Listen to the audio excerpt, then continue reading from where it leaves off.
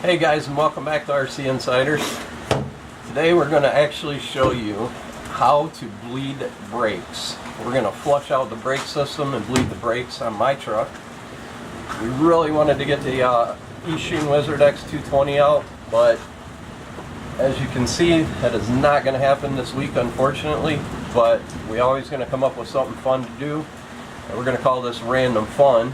A lot of people might not consider bleeding a brake system fun, but I have to do it anyway. I think it would be something fun for anybody to learn how to do. It's not really that big of a deal. You can actually do it by yourself, but today we're going to use two people. Next week we're either going to get another RC car out, or we're going to get that X220 out and fly that thing. But as for today, we're going to show you how to flush and bleed brakes. We'll see. I'm going to go get some jump clothes on, and we'll see you guys here in a few. Alright guys, so when you're bleeding your brakes, the standard rule of thumb is you want to start at the brake furthest from the master cylinder. This is your master cylinder here that holds your brake fluid. It's important that you check out the cap.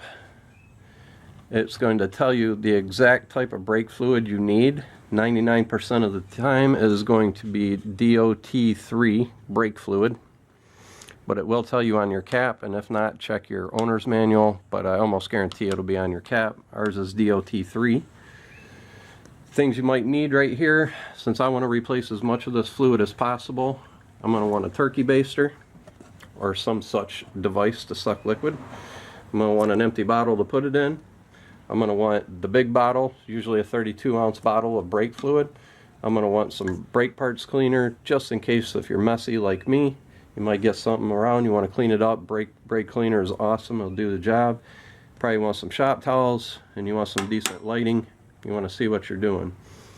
So we're going to start at the master cylinder. Before you open your cap, you definitely want to wipe off any dirt, dust. You never want any type of contaminants to enter your system. It's worse than anything.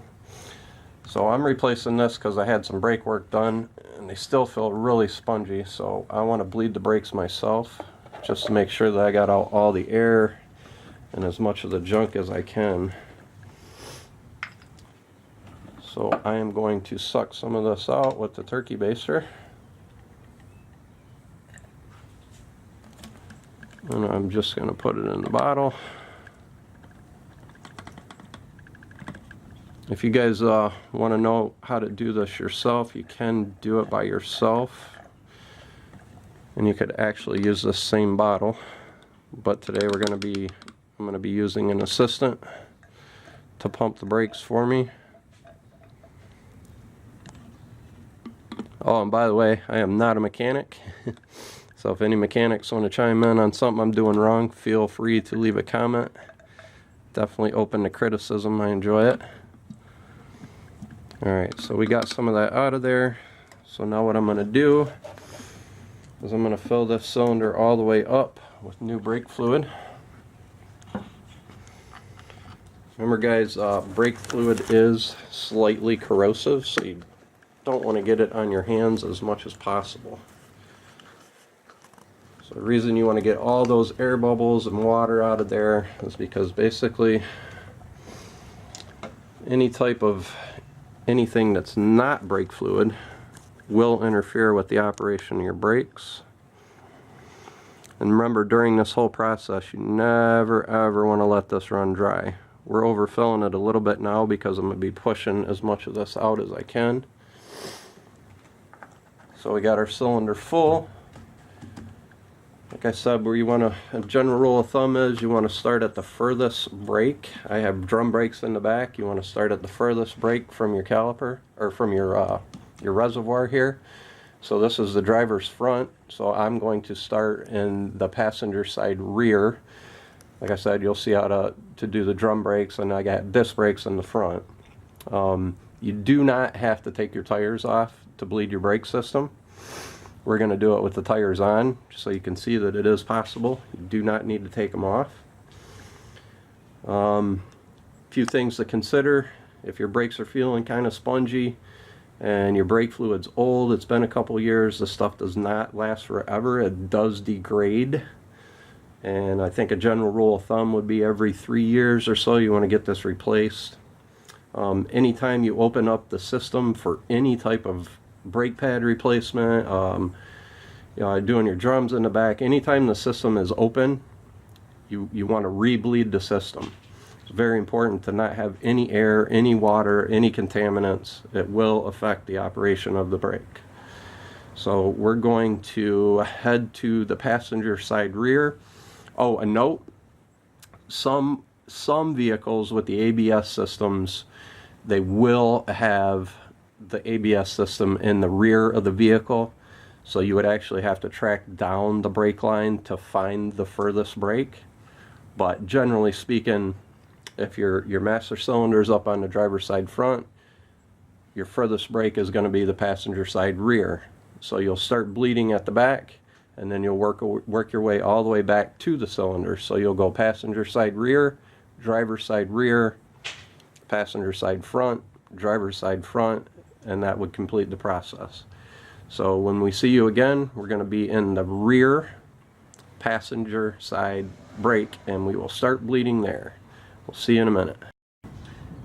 Alright guys, here we are in the back of the vehicle. You can see this is a drum brake. So on the back of your drum, you'll see your axle here, and you'll see your brake line feeding in. And this little screw right above it, that's your bleeder screw. There should be a little black rubber cap over that. We're going to pull that off. One thing I did make was a line. You can use any type of tubing that'll fit over top of that bleeder screw. Now you don't have to have this, but it will make it a lot less messy. So we're basically, you want to get on the back of this Ranger here, we're going to put your wrench on first. This just happened to be a 10mm wrench for that bleeder screw. And then we're going to put this little hose right over the top of that nipple that sticks out of that bleeder screw. And we're just going to basically drain that into a pan. So what we're going to do now is I'm going to have my awesome assistant, when I say to, he'll pump the brakes for me, which is build some pressure in it, and he's going to hold it. So while he's pushing in the brake, I'm going to loosen this bleeder screw, and you should be, can you see this tubing? Now what I'm going to be looking for in here is any type of air bubbles or brown liquid. I want to get as much new fluid into here as possible. So, alright, go ahead and pump it.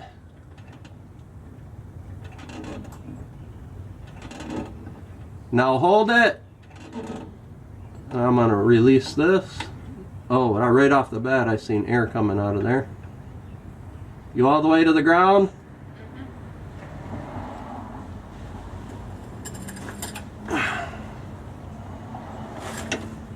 So then I'm going to tighten this back up. Let go. Pump it.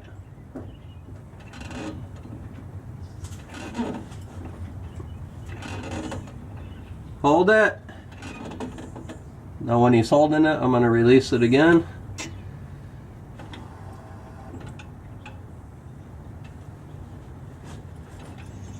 Let go. So after that, like right when I first released that, I seen a whole bunch of air coming out of here. And that is not good. You don't want any kind of air in here.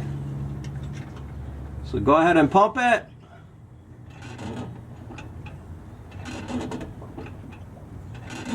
Hold it.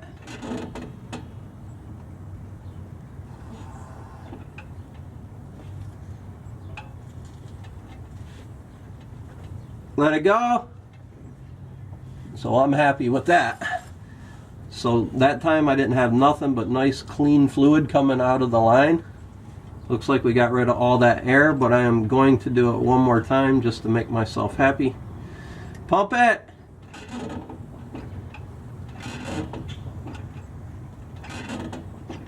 Hold it. So again, as he holds it, I'm going to release the bleeder screw until it's pouring out nice and clean. I'm going to shut it. Let it go. So just to be clear, you're gonna have your helper pump the brake. Then he's gonna push it in and hold it in.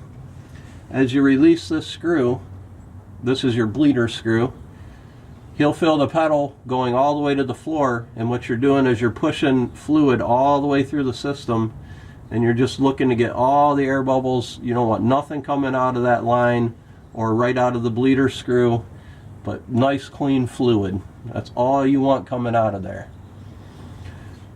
Okay, we're going to move over to the driver's side rear. We'll get that one done, and then we'll move to the front and show you what it looks like on the disc on the front. And see you in a minute. Alright guys, we're done with the back. I have came back up several times during the process. You always want to make sure that your master cylinder is full when you're bleeding, because the absolute last thing you want to do is run this thing dry, and then as you go to bleed it and have this thing empty, it will fill the entire system with air. So just always make sure that this is full during the bleeding process. Like I said, if you run this master cylinder empty during the process, you go to turn that bleeder screw open, you're going to fill your entire system full of air. Alright, I'll see you in just a minute and we'll bleed the front discs. Alright guys, so here we are on the passenger side front, and find your bleeder screw. You'll see that your brake line feeds right in here, feeds into the caliper, and then the screw right above that is going to be your bleeder screw. Now if you look at that screw, you'll see that it's brand new. That's because the old screw was so stripped that we couldn't even begin to open it. So we had to head up to the parts store real quick. It was like $2.50 for 2 new bleeder screws. They'll give you an opportunity, I don't know if you can really see it, but to see how a bleeder screw works, on this side there's a small hole. I hope you can see it. So what happens is when you tighten it, it'll seal that screw, that little hole, and then when you loosen it, that's what opens the hole and lets the fluid come back out when you're bleeding. Alright, so there's our old junky bleeder screw, and we got the brand new one in. Like I said, couple bucks, 2 new ones. So we are going to go ahead and bleed this disc brake. Find my handy dandy tube. Where did that thing go? Go ahead and hook that tube back up. Should slide right over the nipple. On the front, the bleeder screw actually ended up being a 3/8 inch wrench. I hope I'm not in your way there.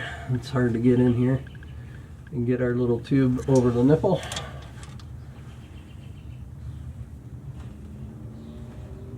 I think it's in there.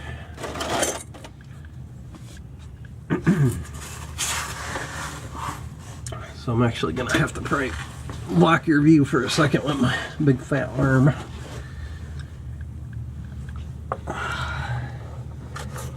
Can you see there, Joss?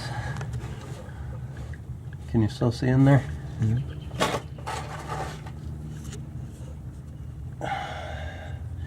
Alright, we got our handy dandy assistant ready. You ready in there? Mm-hmm. Alright, go ahead and pump them up, buddy.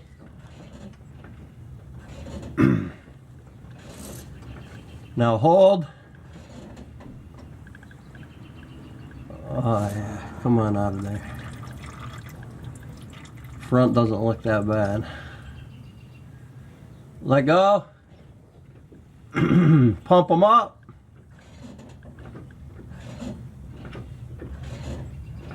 Hold.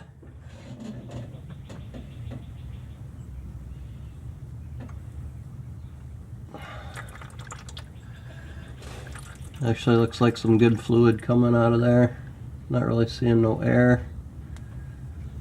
Let go. Let's pump them up again.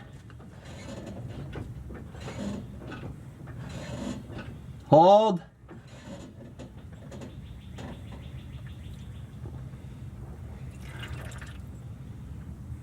let go. Okay guys, I want to go through that process with you one more time. So you're basically pumping them up a little bit, then you're going to press and hold the brake pedal, and while the brake pedal is being held, pushed in, you're going to loosen your bleeder screw. You're going to notice that the fluid will start coming out, and hopefully you don't see any air bubbles or any contaminated liquid. And you're going to continue that process over and over until you get nothing but clear brake fluid coming out of that bleeder screw. So we're going to go ahead and do that one more time. So you're going to pump up the brakes, you're going to press and hold the brake pedal, then you're going to open up the bleeder screw or loosen it, and he's going to hold the brake pedal until it goes all the way to the floor and pushes fluid out the bleeder screw. And then you'll close the bleeder screw before you let off that brake pedal. If you don't, you're going to suck a bunch of air right back into the brake system. So go ahead and pump it up.